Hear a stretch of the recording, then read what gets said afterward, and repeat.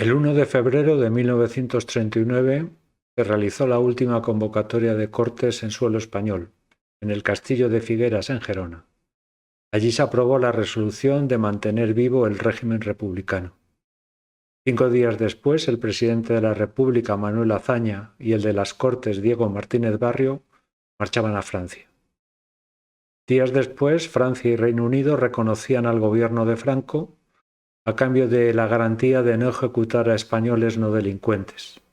En esas fechas, Azaña renunció a la presidencia y Diego Martínez Barrio asumió sus funciones según lo establecido en la Constitución de 1931.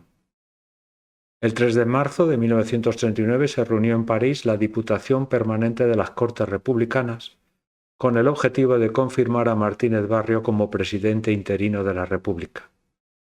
Antes de aceptar el cargo, Martínez Barrio envió un radiograma a Juan Negrín pidiendo la conformidad de su gobierno con la política establecida por la Diputación de llegar a una paz con el ejército sublevado. Negrín aceptó siempre y cuando no hubiera ni persecuciones ni represalias por parte de Franco. Pero este mensaje nunca llegó a su destino, ya que fue interceptado por el coronel Segismundo Casado, jefe del ejército del centro. Por tanto, Martínez Barrio no asumió el cargo ni regresó a España, con lo cual la presidencia de la República quedó vacante. 2 días después se produjo el golpe de Estado del coronel Casado, apoyado por todas las fuerzas políticas que querían poner fin a la guerra civil, ya que consideraban que la guerra estaba perdida.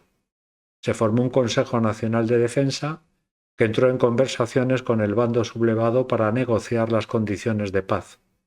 Estas conversaciones no llegaron a puerto porque Franco solo aceptaba la rendición incondicional.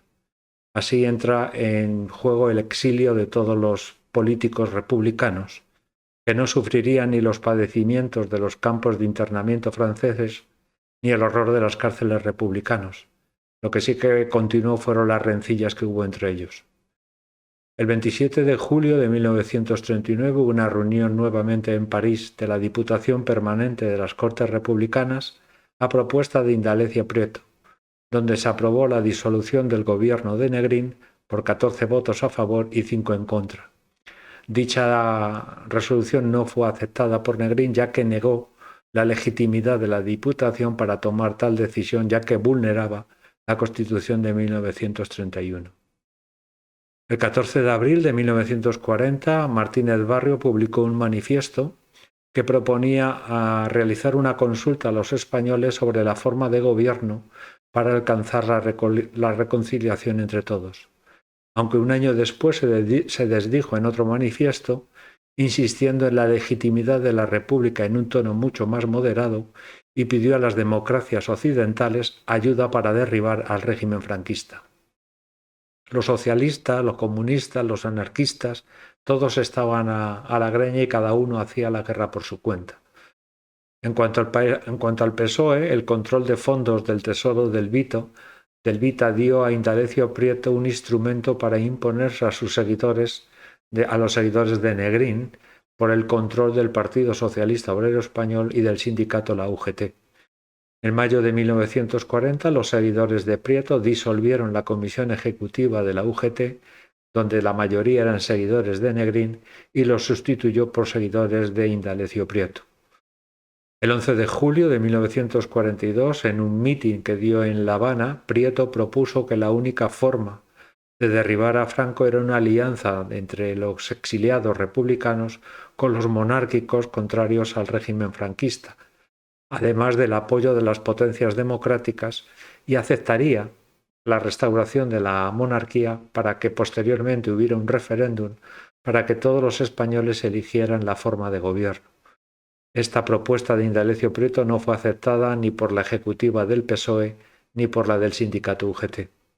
Por su parte, Negrín dio un discurso en Londres el 18 de julio de 1942, en donde se seguía considerando el presidente del gobierno, e hizo un llamamiento a la unidad de la oposición antifranquista para alcanzar un régimen de tolerancia basado en la reconciliación de todos los españoles. En cuanto a los anarquistas, el 26 de febrero de 1939 se creó en Francia un movimiento que se llamó el Movimiento Libertario, que agrupaba a todos los anarquistas. Sus objetivos era continuar la actividad clandestina en el interior de España y ocuparse en el exterior de los refugiados anarcosindicalistas en Francia. Los que seguían en la lucha denunciaron que en el Consejo del Movimiento Libertario solo estaban representados los opuestos a los colaboracionistas, o sea, los partidarios de participar en las instituciones republicanas. La crisis dentro del movimiento libertario estalló en la primavera de 1942 en una reunión que se produjo en México entre colaboracionistas y no colaboracionistas. Los colaboracionistas fueron derrotados y fundaron su propia organización llamándose la Nueva CNT, cuyos líderes eran Juan García Oliver y Aurelio Fernández. En cuanto a los comunistas, el 22 de junio de 1941, cuando se produjo la invasión de la Unión Soviética por los alemanes, dio un vuelco a la política que se estaba llevando en la Tercera Internacional y en el propio Partido Comunista Español, que era la mantenida desde agosto por el pacto que se hizo Alemania y Rusia en 1939. El 1 de agosto de 1941, el PC propuso la formación de una Unión Nacional de todos los españoles contra Franco sin distinciones ideológicas. Así nacería en febrero de 1942 en México Unión Democrática Española, formada por el PC, un sector del PSOE, el sector de los seguidores de Juan Negrín, Izquierda Republicana, Unión Republicana, el Partido Republicano Federal y la Unión de Rabasaires. Pocos meses después, el Partido Comunista en Cataluña, el POUM, creó un grupo similar a la Unión Democrática Española llamada Alianza Nacional de Cataluña, que contaba con la participación de esos anarquistas que habían creado la nueva CNT y reconocían a Josep Irla como presidente de la Generalitat en el exilio. Pero en septiembre de 1942 el Partido Comunista Español cambió su política con el siguiente manifiesto. En ese manifiesto no mencionaba ni al gobierno de Negrín ni a la Constitución de 1931 y proponía celebración de elecciones democráticas para constituir una asamblea que elaborara una nueva Constitución. La Unión Democrática Española se disolvería al año siguiente, en febrero de 1943, con la salida de la misma de Juan Negrín. El gobierno vasco en Francia se dedicó a asistir a los exiliados vascos, su mayoría estaba en los campos de internamiento franceses. En el verano de 1939 se produjo una crisis política, ya que el Partido Nacionalista Vasco pidió a su gobierno la independencia del País Vasco y romper lazos con los partidos españoles. Esta crisis se agravaría en mayo de 1940 con la invasión alemana en Francia.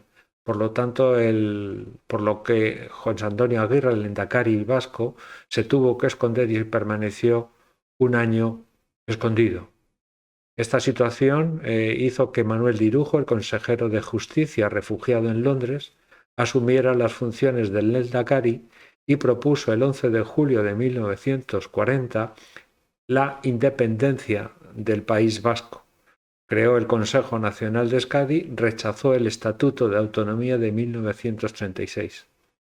Esta decisión por parte de los vascos no gustó mucho a los ingleses y su gobierno puso todos los medios para sabotear el proyecto de Irujo, ya que ponía en riesgo la política que estaban llevando los ingleses de apaciguamiento con el régimen de Franco.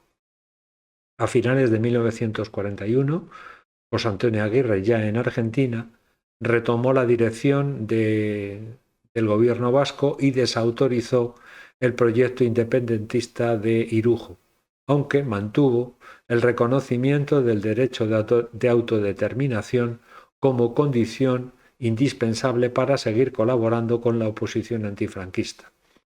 Y por último, el gobierno catalán, Companys, fracasó en formar un nuevo gobierno en el exilio y optó por crear el Consejo Nacional de Cataluña, formado por personalidades relevantes de la vida pública catalana. Este consejo estaría presidido por Pompeu Fabra. Pero Companys fue detenido por la Gestapo y entregado a España. Fue sometido a consejo de guerra y fusilado el 15 de octubre de 1940 en el castillo de Montjuïc. la Generalitat, su presidencia será asumida a partir de entonces por Josep Irla. Un mes antes de la ejecución de Companys, en Londres se creó otro Consejo Nacional de Cataluña, presidido por Carles Pi i Sunyer, que reivindicaba la independencia y rechazaba el Estatuto de 1932, así como la Constitución de 1931. Pero cuando Esquerra Republicana y Acción Catalana Republicana se reorganizaron en el exilio, retomaron y volvieron a defender el Estatuto de Cataluña de 1932. Hubo intentos de unidad del exilio republicano. Ya lo hemos visto, en noviembre de 1942 en Francia nació a propuesta del Partido Comunista Español la Unión Nacional Española, cuyo objetivo era implantar la República constitucional y democrática. No participaron los partidos políticos sino militantes a título personal, y ahí encontramos a socialistas, anarquistas, comunistas, republicanos, católicos e incluso a falangistas. Otro intento de unidad se produjo en México en una reunión que se celebró en la casa de Josep Andreu Abelló el 11 de noviembre de 1943. Diego Martínez Barrio propuso la unidad de todas las fuerzas antifranquistas en el exilio. A esta reunión asistieron los socialistas de Indalecio Prieto, Unión Republicana, Izquierda Republicana, Esquerra Republicana, Acción Catalana Republicana y el Partido Nacionalista Vasco, aunque éste se retiraría tras no reconocerse el derecho de autodeterminación del País Vasco. No estaban ni el Partido Comunista de España, ni los socialistas, ni los republicanos seguidores de Juan Negrín, ni tampoco los anarquistas. En esta reunión se debatieron dos propuestas, una de Diego Martínez Barrio, que pedía el restablecimiento de la República, y otra del socialista Indalecio Prieto, que pedía un referéndum que decidiera la forma de gobierno. Esta propuesta lo que intentaba atraerse a los monárquicos contrarios a Francisco Franco. El 20 de noviembre de 1943, de dicha reunión nació la Junta Española de Liberación, presidida por Martínez Barrio, y en esta junta no participó ni el PNV, ni el Partido Comunista de España, ni la CNT. Esta junta actuaría como si fuera un gobierno provisional ante las potencias aliadas de la Segunda Guerra Mundial. El último intento de unidad de los exiliados republicanos fue en junio de 1944 con la creación de la Alianza Nacional de Fuerzas Democráticas. Esta propuesta fue realizada por el Partido Socialista y el Movimiento Libertario, que estaban contrarios a la hegemonía que estaba tomando el Partido Comunista de España. A esta alianza se sumó el Comité Nacional Republicano, formado por Izquierda Republicana, Unión Republicana y Partido Republicano Federal. No se incluyó en esta alianza ni a los seguidores de Negrín, ni a los comunistas, ni a los regionalistas. El objetivo de la alianza era formar un gobierno provisional que restableciera las libertades democráticas y convocara elecciones. No se puso como condición la restauración de la República. De esa manera se podía pactar con las fuerzas monárquicas. Hubo una reunión con los generales monárquicos Antonio Aranda, Alfredo Quindelán y otros, pero no se llegó a ningún tipo de acuerdo, porque los monárquicos querían la restauración de la monarquía sin que hubiera ningún tipo de consulta a los españoles. Esto va a fracasar totalmente a finales del 44 y enero de 1945. La policía española detuvo tanto a monárquicos como a miembros de la Alianza Nacional de las Fuerzas Democráticas. Pero los detenidos tuvieron un trato diferente. El 9 de enero de 1947 se produjo un consejo de guerra para los de la Alianza Nacional con cárceles entre 4 y 12 años, mientras que los generales no fueron detenidos ni fueron tampoco llamados a declarar, alegando motivos de salud o que fueron destinados a fuera de la península. El 10 de noviembre de 1944 hubo una reunión urgente de la Diputación Permanente de las Cortes Republicanas en México a petición de Martínez Barrio. ¿Por qué urgente? Porque había rumores de que Juan Negrín viajaría a México, ya que se seguía considerando el presidente del gobierno. El objetivo de dicha reunión era una convocatoria de Cortes para formar gobierno. Los seguidores de Indalecio Prieto se opusieron a tal reunión, ya que Juan Negrín asistiría y también daría el traste con su proyecto de llegar a un acuerdo con los monárquicos. El 15 de noviembre del 44 hubo una nueva reunión de la Diputación Permanente que aceptó la propuesta de Indalecio Prieto de que se convocarían Cortes el 10 de enero de 1945 con la condición de que estuvieran representados en el Consejo Nacional de la República por parte del PSOE, Indalecio Prieto y Fernando de los Ríos, por parte de los republicanos Álvaro del Bornoz y José Giral, y por parte de los nacionalistas vasco y catalán Luis Nicolau de Oliver, además de los presidentes autonómicos José Antonio Aguirre y Josep Irla. Además, el Partido Comunista de España y el Partido Nacionalista Vasco comunicaron que asistirían a dicha reunión, lo que produjo que Manuel de Irujo presentara su dimisión como portavoz vasco, ya que no estaba de acuerdo con tal decisión. El 1 de diciembre de 1944, Martínez Barrio viajó a Washington para conseguir el apoyo del gobierno y días después, el 10 de enero de 1945, las Cortes se reunieron en el Club Francés de México. Asistieron 72 de los 205 diputados en el exilio, más 49 que se adhirieron por escrito. Indalecio Prieto alegó falta de quórum para dar validez a dicha reunión, pero la realidad es que no quería dicha reunión por la presencia de diputados comunistas y de diputados seguidores de Juan Negrín.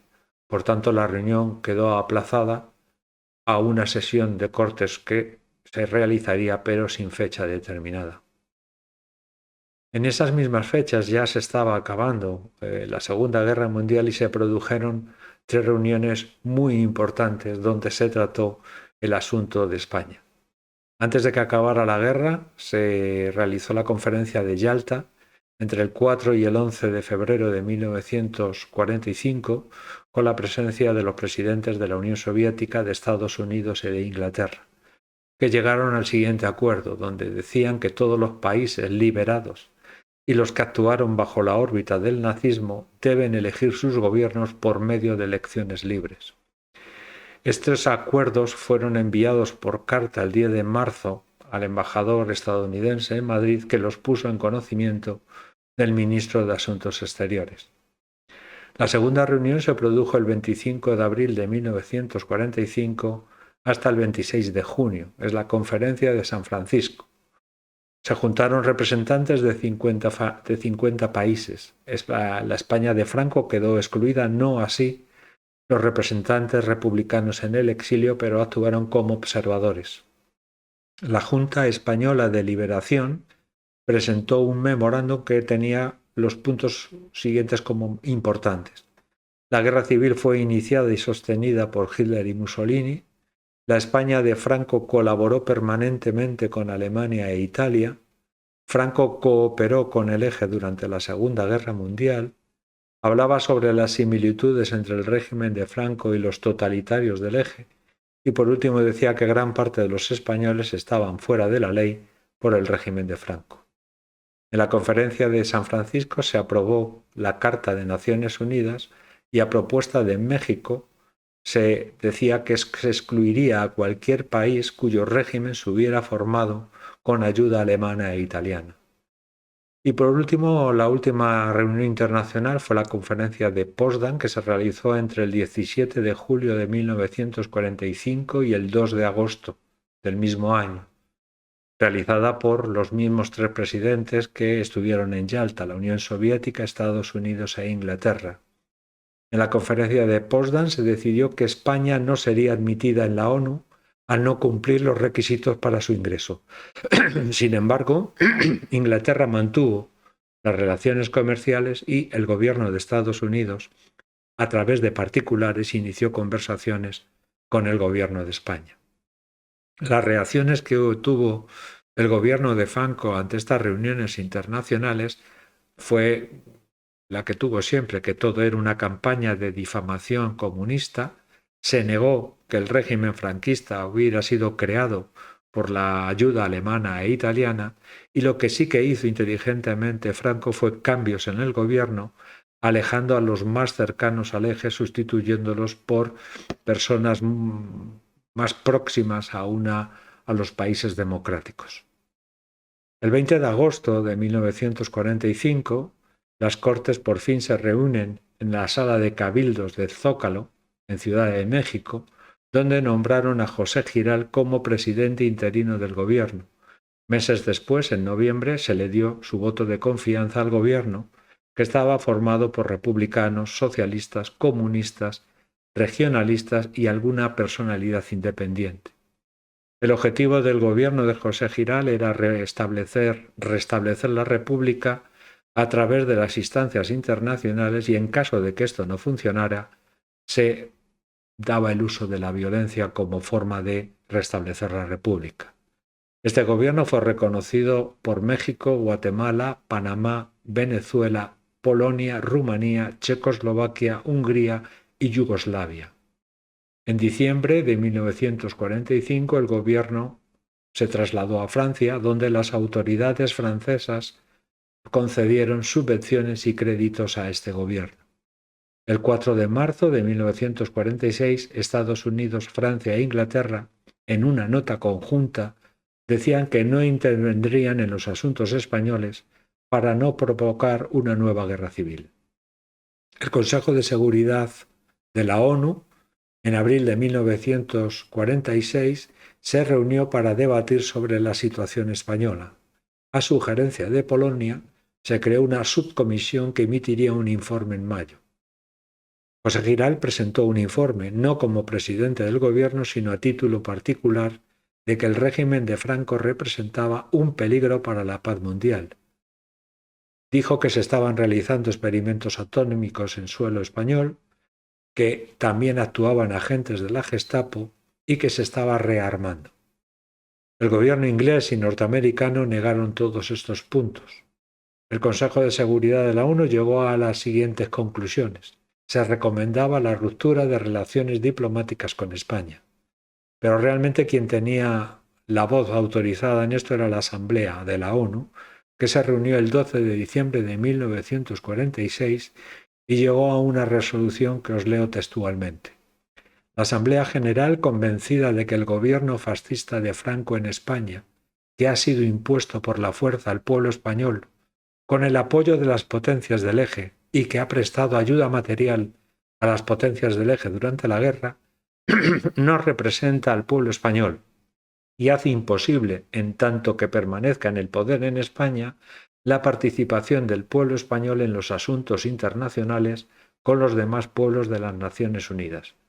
Recomienda que, si en un plazo razonable no se ha establecido un gobierno que tenga su autoridad del consentimiento de los ciudadanos, que se comprometa a respetar la libertad de palabra, de cultos y de reunión, el Consejo de Seguridad estudia las medidas adecuadas para remediar esta situación y recomienda desde ahora a todos los miembros de las Naciones Unidas que retiren de Madrid a los embajadores y ministros plenipotenciarios allí acreditados. Podemos decir que este fue un gran éxito del gobierno de José Giral y también podemos decir que fue el canto del cisne, porque volvieron a reanudarse las disensiones. Indalecio Prieto volvió a propugnar la alianza con los monárquicos que apoyaban al Juan de Borbón y salieron del gobierno. Las conversaciones con los monárquicos fueron un fracaso. Además de la salida del gobierno del PSOE, salieron otros ministros y esto hizo que el 26 de enero de 1947 José Giral presentara su dimisión. A partir de aquí podemos decir que se inició la caída en picado de los gobiernos republicanos en el exilio. En la década de los 50 vamos a asistir a una acogida y a una admisión de los órganos internacionales al gobierno de Franco. Todo esto va a ser debido a la Guerra Fría y a la posición estratégica que España tenía. En 1950 se abolieron las sanciones de la ONU a España. En 1953 el gobierno español y el norteamericano llegaron a un pacto para la instalación de bases militares. Ese mismo año España fue admitida en la UNESCO y 2 años después, en 1955, España fue admitida como miembro de la ONU, de la Organización de Naciones Unidas. En la década de los 60 podemos decir que ya hubo una total desconexión entre las instituciones republicanas en el exilio y los grupos de oposición franquista. En la década de los 70 podemos decir que el gobierno republicano era un ente sin ningún tipo de valor político en la esfera española.